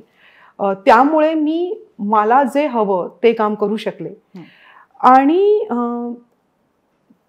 तुझं स्वतःचं म्हणशील की माझी आवड, तर ना मला भले मी जे 2 प्रोजेक्टमध्ये जरी गॅप असेल ना तरी मी ते एक ना खूप छान एन्जॉय करू शकले. मी आज सकाळी जाऊन मी इथे दुपार 2 वाजेपर्यंतच काम करणार आहे, मग मी तिकडे जाऊन हे करणार आहे, मग तिकडे जाऊन ते करणार आहे आणि मग 4 गोष्टी, असं नाही झालं. मी त्या एका गोष्टीला खूप छान वेळ दिला. मी खूप खूप छान राहिले त्या भूमिकांबरोबर, त्या प्रोजेक्ट बरोबर. आणि ते छान छान वाटलं. मला मजा आली. मग आता आणि तसंही बघायला गेलं तर के दिल अभी भरा नाहीचे जवळजवळ 300-350 प्रयोग झाले. म्हणजे विक्रम काका आणि रमाताईं व्यतिरिक्त आम्ही जेव्हा करायला घेतलं तेव्हा आमने सामनेचे 350 प्रयोग झाले. आता इवलेसे रोपचे 100 प्रयोग होत आलेत. त्यामुळे ते छान चाललं.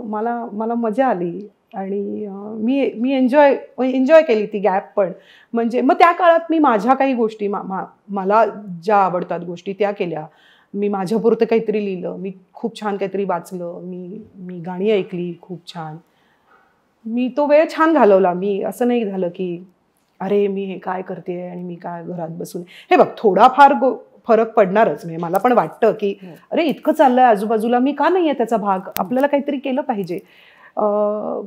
पण म्हणून घायकुतीला येऊन काहीतरी चुकीचे निर्णय नाही घेतले गेले परमेश्वर कृपेने.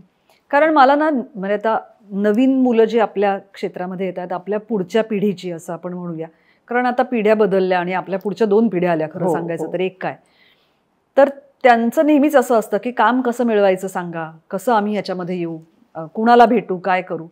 तर माझं नेहमी त्यांना हेच म्हणणं असतं की तुम्हाला काम मिळेल. 2 कामांच्या मधला वेळ तुम्ही कसा घालवता आणि तो वेळ तुम्ही कसा मेंटेन करता, तुम्ही इथून कसे राहता त्या काळात, ते खूप महत्वाचं आहे. कारण त्या काळात फ्रस्ट्रेशन येणं, व्यसनं लागणं ह्या गोष्टी निदान तरुण मुलांना तरी खूप होतात. अर्थात आपण त्या सगळ्याच्या पुढे गेलो आता काय आपल्याला व्यसनं लागतील असं मला वाटत नाहीये. पण तरी तू म्हणालीस तसं कुठेतरी ते एक राहतं ना मनात, की आता मला का कोणी काम विचारत नाहीये, मी का काही करत नाहीये, असं होऊ शकतं.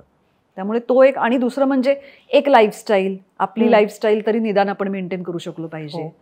त्यासाठी लागणारा पैसा, आपल्या क्षेत्रात कधीच माहिती नसतं की ह्याच्या पुढचा प्रोजेक्ट कधी असणार आहे. बरोबर. आणि आपण जे करतोय ते किती काळ चालणार आहे. त्यामुळे परत ते आर्थिक गणित जुळवणं म्हणजे ते सगळं दिसतं तितकं सोपं नसतं. आता ह्या सगळ्याला एक सोशल मीडियाची जोड आली आहे. तू फारशी नसतेस, कमी असतेस तुलनेने. आपण एक कुठली तरी गोष्ट ना मी काहीतरी करते अशी बोलूया अगं. मला असं वाटायला लागलं की इथे तू नसतेस, तिथे तू नसतेस. खरं आहे. मी अजिबात तुला इथे तू नसतेस तिथे तू नसतेस करत नाही ग, सांगते. आता तू निर्माती आहेस, मी म्हणाले तू निर्माती म्हणून काम करतेस, अभिनेत्री आहेस. हो सोशल मीडियावर मी नसते. मला तुला रादर तेच विचारायचंय की तुला त्याची गरज नाही का वाटत. कारण असं असूच शकतं की मला याची गरज नाही वाटत, माझं इतकं उत्तम काम चाललंय की मला नाही वाटत सोशल मीडियावर मी असावं. आज जे येतील ते मलाच बोलतायत सगळे. नाही हे मी तुला नाही बोलले. मी असं म्हटलं, मी स्वतःला अशी जाणीव करून दिली की अगं लीना काय आहे. पण नाही, सोशल मीडियाची गरज ना मला आता नाटकाच्या बाबतीत वाटायला लागली आहे मुद्दा. म्हणजे पर्सनली लीना भागवतला जरी वाटत नाही असं अजिबात नाहीये, पण ना लीना भागवतचं जरी काही म्हणणं नसेल ना, म्हणजे फक्त फॉलोअर्स आहेत म्हणून काम करूया आपण किंवा देऊया ह्याला माझा विरोध आहे. पण नाटक पोहोचण्यासाठी सोशल मीडियाची फार गरज आहे असं मला आता मात्र खरंच वाटतं, निर्माती म्हणून. पॉज. पण सोशल मीडियावरचा जो प्रेक्षक आहे तो बहुतेक सगळा तरुण आहे. बरोबर. आणि नाटकांना तरुण मुलं कमी येतात असं म्हणतात, कारण ते पोहोचत नाहीये ना त्यांच्यापर्यंत. मला असं नाही वाटत. मला सोशल मीडियावरची किंवा मी तुमचं इन्स्टाला बघितलं म्हणून मी आलो, किंवा सोशल मीडियावरचं काहीतरी बघून ना आई वडिलांना मुलं तिकीट काढून देतात, हेही बऱ्याचदा झालंय. की मी तुमचं काय, माझ्या मुलाने बघितलं आणि मला त्यांनी ते सांगितलं की तुम्ही करा, किंवा कुठेतरी परदेशातला प्रयोग कुणीतरी मुलाने तिथे बघितला आणि मग त्यांनी इथे सांगितलं की आई मला तिथे कळेल. तो काही पेपर नाही वाचत तिकडे, तो इन्स्टावर बघतो आणि मग तो सांगतो की आई आता तिथे दिनानाथला आहे बाबा, आता तुम्ही तिकडे प्रयोगाला जा, असं होतं. तर ना नाटक लोकांपर्यंत पोहोचण्यासाठी आता फक्त वर्तमानपत्रातली जाहिरात एवढं उपयोगाचं नाहीये. त्याच्यासाठी सोशल मीडिया हा फार गरजेचा आहे असं मला अगदी माझं म्हणणं आहे. पण मला हे नाही आवडत की मी कुठेतरी जेवायला गेले आणि आता मी बघा मी जे नाही, नको, तुम्हाला काही कळायची गरज नाही, मी माझं जेवते, मी न सांडता अंगावर खाते, व्यवस्थित उठते, हात धुते, पैसे देते आणि निघून जाते. पण हे मला सुचत पण नाही.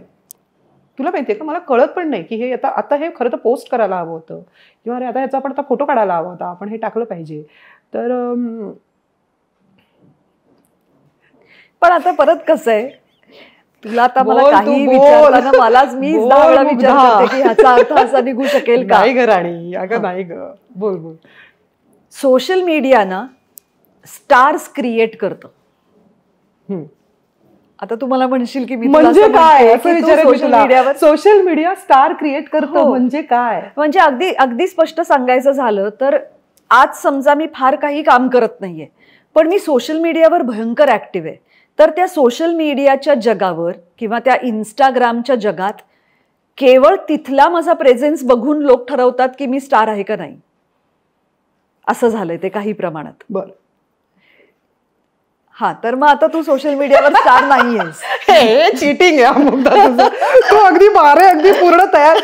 काय याला काय अर्थ आहे. मला सोशल मीडियावर स्टार मला व्हायचं नाहीये आणि मी तिथे खूप मला रंगमंचावर काम करायचंय आणि मी रंगमंचावर जरा बरं काम करतेय किंवा मी काहीतरी म्हणू पाहतेय आणि म्हणून तुम्ही माझं नाटक बघायला या. तुम्ही मला 1.5 मिनिट किंवा 30 सेकंद इन्स्टावर बघण्यापेक्षा तुम्ही 2.5 तासाचं नाटक बघायला या, ह्याच्यावरच मी ठाम आहे. पण मी तेव्हा हेही म्हणते की मी माझं नाटक पोहोचवण्यासाठी ह्याचा नक्की उपयोग करून घेणार किंवा उपयोग करून घ्यायला हवा, मला ते पोहोचवायला हवं. पण मला इन्स्टावरचा स्टार मला नाही व्हायचं आहे. म्हणजे मी नाही झालं तरी मला चालण्यासारखं आहे, म्हणून मी सोशल मीडियावर नाहीये. ते शाळेत उत्तरं लिहायचो ना, त्याचं सुरुवात आणि शेवट तोच वाक्य, असं असं ते म्हणाले होते कारण अमुक अमुक अमुक म्हणून ते असं म्हणाले. कारणासह स्पष्टीकरण द्या. कारणासह स्पष्टीकरण. तू आता मला पुढचं हे दे की तू एवढी वर्ष नाटक करतेस लीना, त्या मानाने तू फिल्म्स कमी केल्यास, ह्याचं कारण काय? माझं कास्टिंग केलं नाही.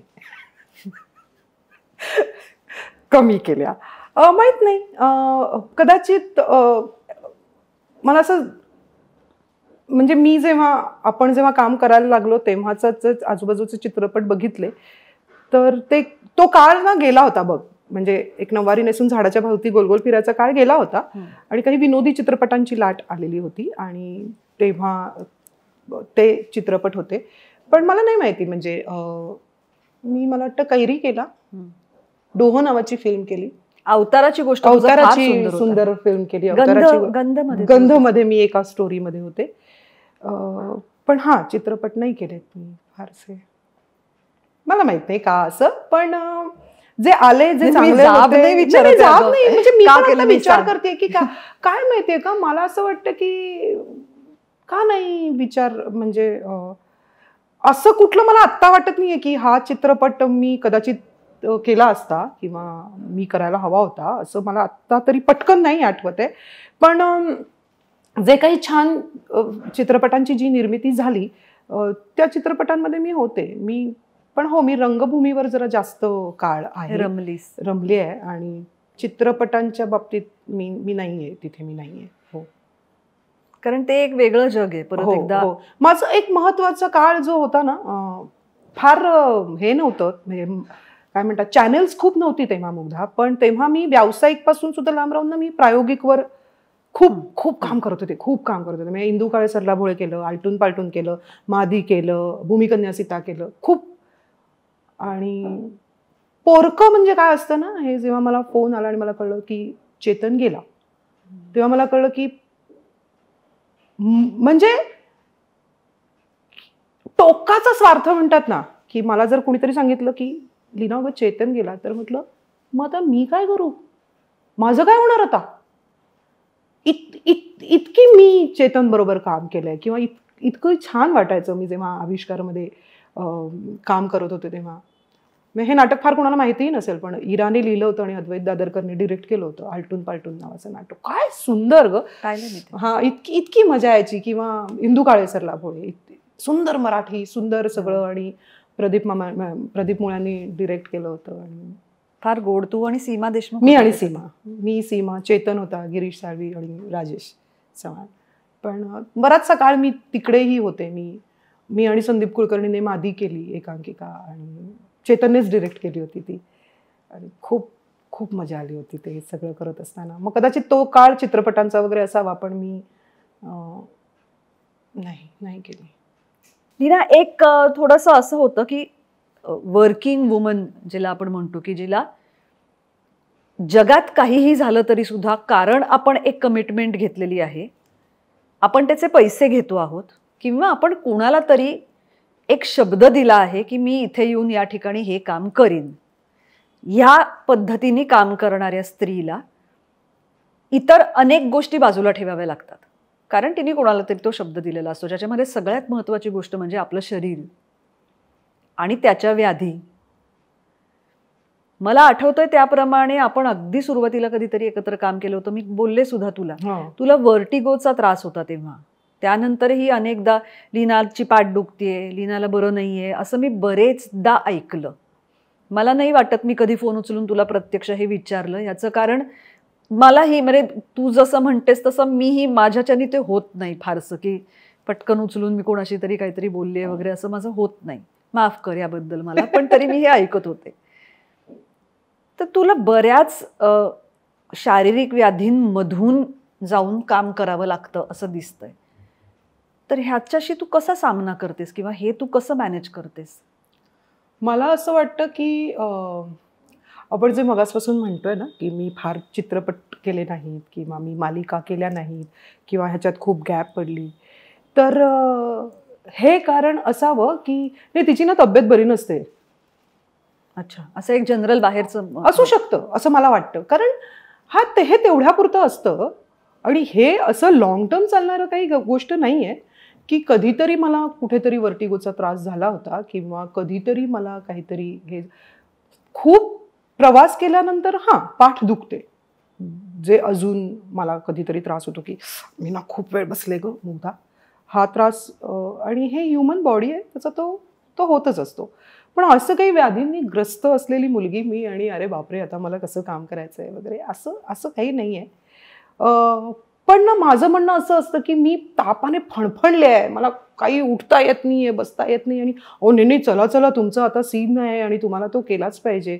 तर हे थोडं समोरच्याही माणसाला कळतं की अरे बापरे अरे हिला एवढा प्रॉब्लेम आहे का आता, मग आता तू कसं करशील हे असं तेही म्हणतात. कारण आपण ठिपक्यांची रांगोळी सुरू केलं प्रोजेक्ट आणि ऑगस्ट एंडला मी काहीतरी काम केलं, मला वाटतं तेव्हा तुझी एंट्री झाली होती का, झाली होती बहुतेक. ऑगस्ट एंडच्या दरम्यान मी पहिलं शूट केलं आणि अगं सप्टेंबर 9-10च्या दरम्यान असंच सेटवर जरा त्रास होतोय, मला कसला तरी त्रास होतोय, आणि मी, मंगेश, माझी आई, माझे बाबा आम्ही सगळे करोना पॉझिटिव्ह होतो. आणि तेव्हा माझ्या मुलीच्या लग्नाचा सीन ते सगळं होतं आणि जेव्हा शक्यच नाहीये, मी घरी थांबणंच योग्य आहे. पण असं काही नाहीये, कधीतरी केव्हा तरी झालेली गोष्ट असते आणि नंतर जर ते असं झालं की ते रुजून तसंच राहिलं तर ते गैरसमज मी दूर करायला हवेत सगळ्यांचे. पण दौरे करताना मात्र काळजी घेतली पाहिजे आणि ती फक्त शारीरिक अशी नाही की माझी पाठ दुखते, माझं डोकं दुखतंय, मला पित्त होतंय.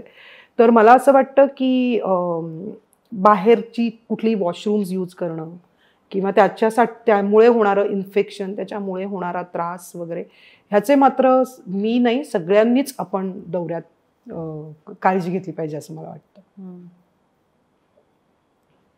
हो, कारण काय होतं अगं, म्हणजे कोविडच्या वेळेचं तू मला सांगतेस त्याप्रमाणे ते तर होतच. म्हणजे मला स्वतःला ठिपक्यांची रांगोळीच्या सेटवरच त्रास झाला होता आणि मग मी घरी गेले होते कारण मला मी कोविड पॉझिटिव्ह असं मला कळलं होतं वगैरे वगैरे. पण जेव्हा अशा प्रकारच्या काहीतरी गैरसमजातनं आपल्या हातून कामं जात आहेत असं दिसायला लागतं तेव्हाच ते फ्रस्ट्रेशन वेगळं असतं. पण मला अजून असं कोणी सांगितलं नाही की ऍक्च्युली तुझं तिथे कास्टिंग होणार होतं पण तुझ्या तब्येतीमुळे आम्ही तुला कास्ट केलं नाही. त्यामुळे मला नाही वाटत असं काही असेल की बाहेर आता असेल, तुला माहिती असेल तर उलट तू सांग मला, तर मग मी सांगेन की असं काही नाहीये. नाही, कारण तसं काही असण्याचं कारणच नसतं, कारण तुझे प्रयोग सुरू असतात. पण जनरली असं होतं मात्र की बघा तिला विचारा, ती खूप बिझी आहे, बघा तिचे नाटकाचे प्रयोग चालू आहेत. पण ठिपक्यांची रांगोळी सारखी मालिका किंवा होणार सून सारखी मालिका, त्या निर्मात्यांचे आणि चॅनेलचे आभार की त्यांनी माझे सगळे, कारण होणार सूनच्या वेळी मी गोष्ट तशी गमतीची सारखं नाटक करत होते की ज्याचे परदेश दौरे झाले, मुंबईत खूप प्रयोग झाले, पण मला मंदार आणि शशांकच होता, म्हणजे सिरियलचा हिरोच होता. सो मंदार देवस्थळीनी आणि झीने मला खूप सपोर्ट केला आणि सगळ्या गोष्टी ऍडजस्ट झाल्या. आणि इथे सतीश राजवाडे आणि स्टारनी मला सपोर्ट केला आणि सगळ्या गोष्टी ऍडजस्ट झाल्या की माझे प्रयोग त्यांनी ऍडजस्ट केले होते. आता मालिका करेन मी, करताना मी आधी सांगते की मी नाटक करते आणि जे सगळ्यांना माहितीही आहे की मी नाटक करते. आणि आता नाटक पण काय शुक्रवार, शनिवार आणि बँक हॉलिडे एवढंच राहिलेलं आहे, त्यामुळे तेवढं तुम्ही ऍडजस्ट कराल ना तर हो म्हणतात आणि ते केलं जातं. पण जेवढ्या वैविध्यपूर्ण भूमिका नाटकामध्ये असतात विशेषतः अभिनेत्रींसाठी, तर त्या मानाने तेवढ्या टेलिव्हिजनवर नसतात. ते एक म्हणजे फोन येतो तोच तुम्हाला हिरोईनच्या आईचा रोल आहे, घरातली काकू आहे, आत्या आहे किंवा वॅम्प आहे, ह्याच कॅटेगरीज असतात. त्याच्या पलीकडे काही फार त्याच्यामध्ये शेड्स बीड्स वगैरे असं बघायला जात नसतं कोणी. तर ह्यात काय बदल होऊ शकेल असं तुला वाटतं? होऊ शकेल का, किंवा काय काय करावं जेणेकरून मला उलट असं वाटतं की ह्याचं उत्तर तू जास्त चांगलं देऊ शकशील, कारण तू स्वतः लेखिका आहेस, तू उत्तम लिहितेस, त्यामुळे तुला बाजूच्या गोष्टी माहीत असतील की तुला कदाचित खरंच काहीतरी वेगळं लिहायचं असतं, तुला एखादा सीन वेगळ्या ठिकाणी करायचा असतो, तुझ्या मते एखादा सीन दोन कुठल्या तरी वेगळ्या व्यक्तींमध्ये असायला हवा असतो, पण तेव्हा तुला येऊन सांगितलं तर अगं ती नाही आहे, तू ह्या दोघांमध्ये कर, अगं तो डे नाही नाईट करा, मला तिला सोडायचं आहे, अगं नाही ते तुला सुद्धा मनाविरुद्ध करून काहीतरी करावं लागतच असेल. त्यामुळे असं नाही म्हणणार मी की बदल झाले पाहिजे, येथे विरोध करायचा असेल ना किंवा माझा काही मतं मांडायची असतील ना तर मला त्याचं हेही कळतं की ऍक्च्युअल खरंच परिस्थिती कशी आहे, कितपत आहे. त्या मनानेच अपेक्षा ठेवते मी. माझं असं म्हणणंच नाहीये की आपादमस्तक सगळं बदलून टाका. ती काही वेगळी चॅलेंजेस असतील की जी तुला माहिती असतील जास्त सांग. मी आता इथे काय लिहिलंयस मुग्धा हे वाक्य, असं कसं ग. पण तो सीन लिहित असताना तुला 4 वेगळे फोन आलेले असतात जे तुला सांगत असतात मुग्धा असं नाही ग, हे आहे ते. त्यामुळे तुलाही कधी कधी मनाला मुरड घालून तू केलेलं असशीलच. नाटकात मात्र ते होऊ शकतं कारण आपल्याला तेवढा वेळ असतो. मी लेखकाशी चर्चा करत असते, त्याचं म्हणणं तो मला सांगत असतो की नाही नेली ना, हे असं नाही, हे असं आहे म्हणून मी हे असं लिहिलंय, किंवा हे असं नाही, अगं हे म्हणणं आहे की पुढे जाऊन हे कॅरेक्टर मला असं दिसतंय, मग दिग्दर्शकाला काय वाटतंय आणि मग त्याच्यानंतर मी कसं ते पोर्ट्रे करते, मी कसं उभं करते, ह्याच्यात असतं. मालिकांमध्ये मला नाही माहिती तेवढा वाव आहे की नाही. पण तू स्वतः पण लिहित होतीस. हो, सुरुवातीला काही मालिका. आणि मग का नाही आता ते तू करत? परत आता मी तुला विचारते की हे तू का करत नाहीस, पण का करत नाहीस? एकतर मी अट्टाहास नाही धरला त्याचा की मी लिहीन किंवा मला लिहायचंय. हे मात्र अगदी नक्की की मला काही जणांनी विचारलंय की तू लिहिशील का लीना अजूनही. तर एक तर इतकं काय म्हणू, इतकं कारण आहे ना की मी हाताने लिहिते अजूनही, मी टाईप नाही करत. मला खूप आधी फास्ट सुचतं आणि ह्याचा स्पीड ताळमेळ बसत नाही. हाताने मी पटापट लिहिते, पण आता ते पाठवणं सेटवर हे कठीण होऊन जातं जर मी हाताने लिहिलं तर. मग त्याचे फोटो काढा, मग ते पाठवा. मग मी येऊ का 2 दिवस घरी तुला ते शिकवायला? नाही, हे कारण असेल तर ते तू टाळ. बरोबर आहे. आणि दुसरं मला लिखाणापेक्षा मला काम करायचंय मुग्धा. मला असं नाही विचलित व्हायचंय किंवा मला आत्ता असं नाही की ठीक आहे हे नाही ना, मग आपण हे तरी करूया, असं मला आत्ता नाही करायचंय. किंवा मनापासूनही मला काम, आणि मी असं अजिबात म्हणत नाही की ज्या उत्तम काम करतात त्यांनी हे नाही तर आपण आता लिहूया तरी असं करतात, असं माझं अजिबात म्हणणं नाहीये. मन लावून तुम्ही दोन्ही गोष्टी करता, पण मला आत्ता काम करायचंय. मला कामासाठी वेळ द्यायचा आहे. ज्या वेळात मी काम करत नसेन तेव्हा मला स्वतःसाठी वेळ द्यायचा आहे. मला आत्ता आणि ना रोज लिहून पाठवणं हे आता मला किती शक्य होईल मला माहीत नाही. कारण मी म्हटलं तसं की अग्निहोत्राचे मी जेव्हा डायलॉग्स वगैरे, मला वाटतं ते शेवटचं असेल कदाचित मी अशी मालिका लिहिलेली, पण तेव्हा असं बर्डन नव्हतं की बरं. तेव्हा माझ्याबरोबर समीर होता, समीर लिहायचा, विभावरी लिहायची, वाडा ट्रॅक फक्त मी लिहायचे, पण मी तिथेच असायचे. आणि तेव्हा मी शूटिंगही करत असायचे, त्यामुळे मला ते जमलंही, मला ते सोपंही गेलं. मला काम करायचंय. मग तुझी आत्तापर्यंतची तुला आवडलेली सगळ्यात जास्त आवडलेली भूमिका कुठली? बापरे, मी नाही सांगू शकत. असं सगळ्याच खूप वेगळ्या आहेत आणि नाही सांगता येणार मला की ही मला आवडली किंवा. पण हे होतं माझं की मी करून झालेली असते भूमिका, म्हणजे आता अधांतर माझी करून झाली आणि आता मला असं वाटतं की अरे हे राहिलं, हे पण ना ते कदाचित आता मला आलेल्या अनुभवांवरून मला ते कळतं की अरे हे राहिलं, हे तिथे केलं नाही. तेव्हा मला असं वाटतं की हे आत्ता मी करते ते बरोबर आहे. पण नंतर मला आपणही जसे अनुभवानी प्रगल्भ होत जातो तसं तसं आपल्याला वाटतं की अरे हे राहिलं. पर्स्पेक्टिव्ह आपलेही बदलतात. पण त्यामुळे मी असं नाही सांगू शकत. पण मी मंगेशच्या बाबतीत सांगू शकते की इवलेसे रोपमधली त्यांची भूमिका मला भयंकर आवडली. अप्रतिम काम केलेलं आहे त्यांनी, अप्रतिम काम केलंय. म्हणजे मी त्यांच्याबरोबर काम करत असताना अनेकदा मला माहिती असतं की हे खोटं आहे, हे नाटक आहे, हा माणूस एक काम करतोय काहीतरी आणि मीही काम करते, तरीही मी जाते त्याच्यात, तरीही मी वाहत जाते त्याच्यात. आणि मला असं फार फॅन्टॅस्टिक ऍक्टर आहेत ते. म्हणजे काय काम केलंय मंगेशनी. तू त्यांना आहो कसं म्हणतेस? पहिल्यापासून म्हणते. हल्ली कोणीच आहो जाऊ म्हणत नाही नवऱ्याला. हो, पहिल्यापासून म्हणते मी. आम्ही हाच खेळ उद्या पुन्हा केलं होतं तेव्हापासूनच म्हणते. तरी म्हणजे तू काय म्हणून गोड बोलतेस त्यांच्याशी असं नाही, हे मी बघितलेलं आहे. म्हणजे आहो जाऊ मी आहो म्हणून सुद्धा मी तिखट बोलते. तुम्हाला कळत नाही असं म्हणते मी, त्यामुळे तसं ते काही नाहीये. पण मी आहो म्हणते. हो, पण फॅन्टॅस्टिक, अप्रतिम, म्हणजे बोलायचंच नाही, इतकं सुंदर काम केलंय मंगेशनी. कारण ना मी म्हणजे मला असं अनेकदा सांगावं असं वाटतं की नको थांबा आता हे स्टेज. कारण मला त्रास होतोय. मला मला आता हे तुमच्या बरोबर फ्लोट होणं जमत नाहीये. बरं कधीतरी मी सोडूनही देते की खरंच नाही जमत आहे, हा ऍक्टर खूप छान फ्लोट होत पुढे चाललाय, तर मला असं वाटतं की पण मला या कामाचाही त्रास होतोय. मला म्हणजे ही मंगेश कदम जाऊन ती भूमिका, तो माणूस होऊन ते बापू मला त्रास द्यायला लागतात, जेव्हा की मला माहिती असतं हे सगळं खोटं आहे. पण फार सुंदर काम केलंय त्यांनी. त्यामुळे मंगेश कदम जितके फॅन्टॅस्टिक ऍक्टर आहेत तितकेच ते विसरतात सुद्धा, आणि मग तू चिडतेस.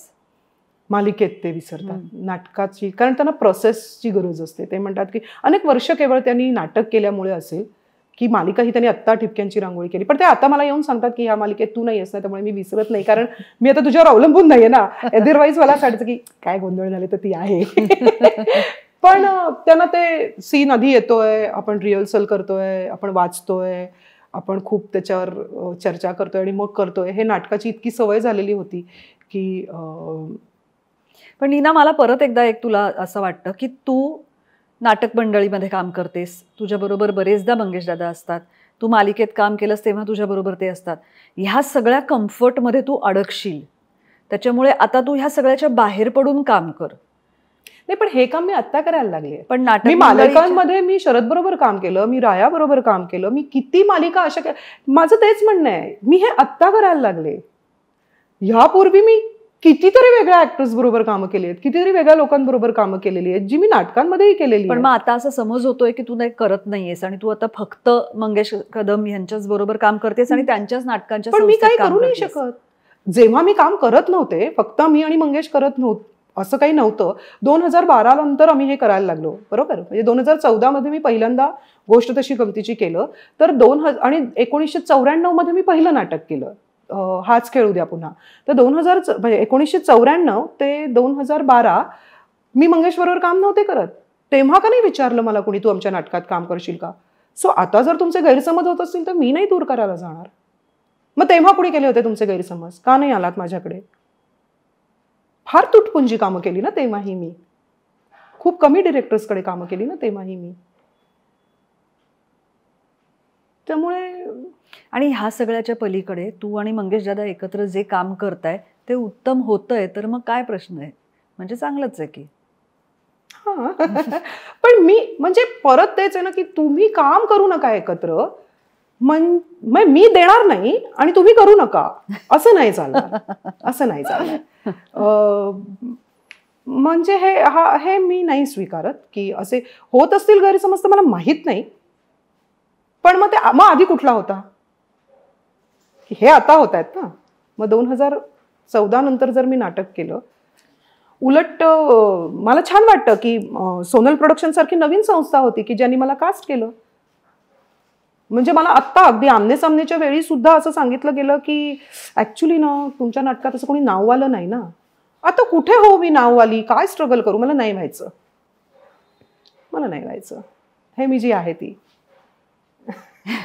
असं तुला कोण तोंडावर म्हणाल होतं कोणतरी? ऍक्च्युली ना तुमच्या नाटकात कोणी नाववालं नाहीये ना, त्यामुळे ते एक कोणतरी असं नाववालं असेल ना तर तुमचं नाटक. अरे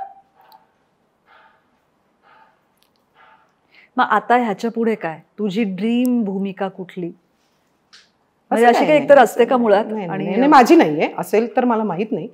पण उत्तम नाटक करत राहणं, मालिका आली तर उत्तम काम करणं, उत्तम मालिका करणं हे मला माहित नाही. हे आपल्या हातात नसतं. आपल्या हातात नसतं. काम उत्तम करणं हे असेल. पण मी हा प्रयत्न करेन मुग्धा की मी फार वेळ नाही घालवणार लोकांचा, अडून नाही बसणार, हे असंच का, हे तसंच का, हे मी तिथे तेच तुझ्या डोक्यात जर किंवा नाही, किंवा मी असं, पण हे मात्र मला खरंच बदलायचंय की पद्धत, माझी पद्धत. आणि हे असं नुसतं म्हणून नाही चालणार, मला बदलली पाहिजे. हे मला स्वतःला कळतंय, हे मला स्वतःला कळतंय. म्हणजे अनेक माझे जवळचे, जे खरेच जवळचे आहेत, जे ह्या दुर्गुणांसकट स्वीकारतात, तेही मला जर सांगत असतील की लीना जर पद्धत बदल, तर मला ती बदलायला हवी. नाही, मी तुला एवढंच फक्त याबद्दल सांगू शकते लीना, की तिथे सेटवर तू ज्यांना ते प्रश्न विचारतेस ना, त्यांनाही ते नसतं माहिती. दुर्दैवानी त्याची उत्तरं देण्याची त्यांची क्षमताच नसते, कारण त्यांच्याकडे इतकी लिमिटेड माहिती असते. त्यांना तिथे त्या क्षणी ही 4 वाक्य तू बोलणं एवढंच अपेक्षित असतं. ते का हे तुम्ही मला सांगा म्हणायला त्यांनाही त्याच्या बरेचदा मागचं पुढचं काही माहिती नसतं. म्हणजे तिथे वेळ जातो किंवा जाऊ शकतो ह्याचं कारण एवढंच आहे की ती माणसंच नाही जी ती तुला उत्तरं देऊ शकतात. ती उत्तरं देणारी माणसं असतात पण ती वेगळी असते. त्याच्यामुळे मी तुला एवढाच सल्ला देते, कारण तू हे असं म्हणते आहेस की पुढच्या वेळी जेव्हा कधी तुला हा प्रश्न पडेल तेव्हा कन्सर्न माणूस कोण हे विचार, त्याला फोन कर, त्याच्याशी बोल की बाबा हे असं मी का बोलते आहे मला कळत नाहीये, तर कदाचित तुला त्याचं उत्तर मिळू शकेल.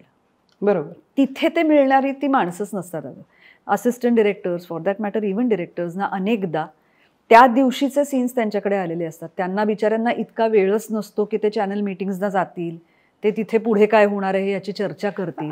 हेच म्हणजे आपल्या ह्या मगाच्या प्रश्नाचं हे अर्ध उत्तर आहे जे तू मला म्हणालीस ना की काही बदल होऊ शकतील का, तर माहितीच नाही. ती माहिती असणारी कोणीतरी व्यक्ती असेल तर ते होऊ शकतील तिथे त्या वेळेला, नाहीतर ते होणं फार फार कठीण आहे. त्यामुळे पुढचं मला हेच करायचंय की मला छान नाटक करायचंय आणि